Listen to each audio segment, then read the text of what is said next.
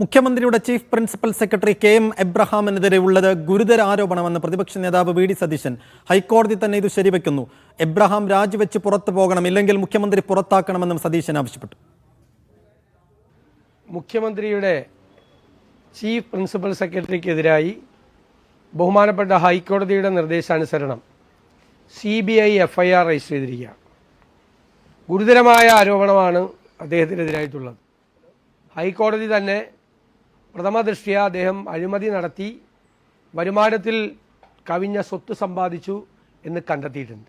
Doctor K.M. Abraham ഇപ്പോഴും chief principal സെക്രട്ടറിയായി അവിടെ തുടരുകയാണ്. അത് സംസ്ഥാനത്തിന് തന്നെ അപമാനകരമായ കാര്യമാണ്. അദ്ദേഹം രാജിവെച്ച് പുറത്തു പോകണം. അദ്ദേഹം രാജിവെച്ച് പുറത്തു പോകാൻ തയ്യാറായില്ലെങ്കിൽ മുഖ്യമന്ത്രി അദ്ദേഹത്തെ പുറത്താക്കണം.